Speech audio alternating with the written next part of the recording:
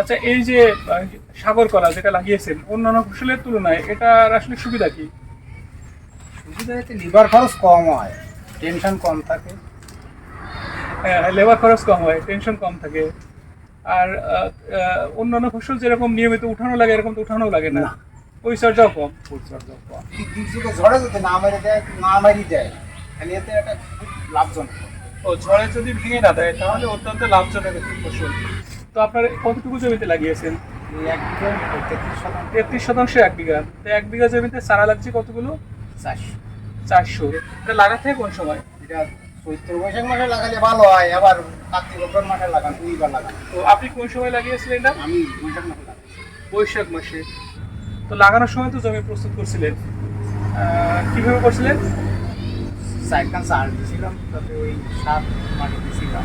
তো TSP package দিয়েছিলেন, DSP 30 KG দিয়েছিলাম, এমওপি 30 কেজি দিয়েছিলাম। 20 কেজি, আর কি জৈব সার দিয়েছিলেন? আর দানা দিয়েছিলাম 4 কেজি। তার আধার কাপড় প্রান্তর 4 কেজি, আর জৈব সার কি দিয়েছিলেন?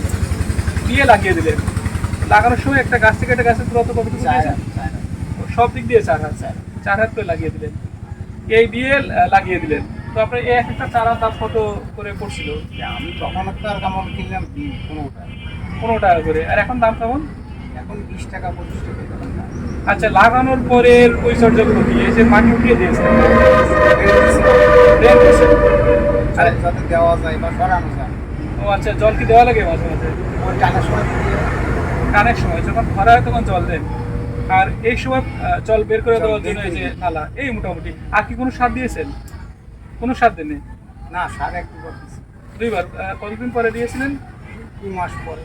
2 মাস পরে একবার কি সার দিয়েছিলেন? টিএসপি আর এমন ইউরিয়া সার দেননি? কতটুকু? ওরকম 30 কেজি করে বিঘা প্রতি দিই 30 আমরা। কেজি। আর 20 KG 30 KG TSP, 20 KG MOP. আর তারপর আবার সার দিলেন কবে? আবার তার 1 মাস পরে। 1 মাস পরে যে 30 কেজি 20 কেজি, এই আর তো কোনো সার দেননি। আর এখানে কি কোনো রোগ পোকা লাগে? রোগ লাগে, স্প্রে করতে হয় মাঝে মাঝে। ও, স্প্রে করেন কিভাবে এই গাছে? ও ছোট থাকতে করতে হয়, ওই বড় হয়ে গেলে আর করি না। ও, কি স্প্রে দেন?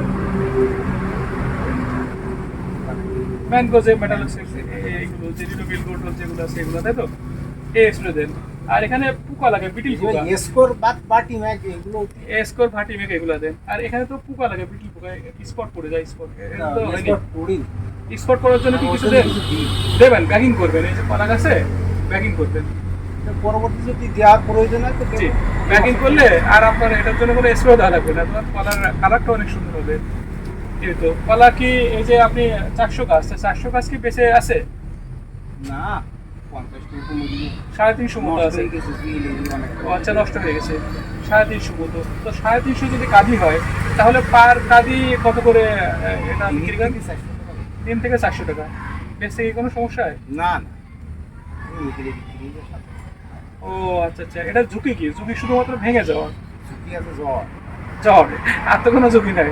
পেঁপেতেও তো ঝড় আসে। জ্বর আসে তো ইয়েতে পেটি, আর একটু পেলা দিয়ে রাখা যায়, প্রত্যেকটা কাজে একটু পেলা দিলি তাহলে আর ভাঙে না। এই তাছাড়া তো আর কোনো সমস্যা নাই। তো এটা 1 বিঘা জমি চাষ করতে আপনি বললেন কত খরচ হবে? 20 থেকে 25 টাকা পঁচিশ টাকা। আর বিক্রি হবে কত এটা?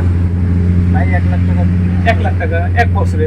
তবে সবচেয়ে বড় সুবিধা হচ্ছে এটা পরিচর্যা কম, এবং অন্যান্য ফসলে যেরকম নিবিড় পরিচর্যা করতে হয়, সবসময় লেগে থাকতে হয়, এই জাতীয় সমস্যা নাই। আগাছা পরিষ্কার করলেও হলো, না করলেও হলো, তাই না? স্প্রে করে দিলি মরি। স্প্রে করে দিলে মারা গেল, ঠিক কথা বলছেন। তো যাক, এই মোটামুটি। তো নতুন করে যদি কেউ করতে চান তো তাদের প্রতি আপনার পরামর্শ কি? নতুন করে কেউ লাগাতে চাইলে আমার কিন্তু বোক নেবে, নি লাগাবে। চারা নিবে, তেউল নেবে। তো চারা কত করে সেক্ষেত্রে? 20 থেকে 25 টাকা। 20 থেকে 25 টাকা।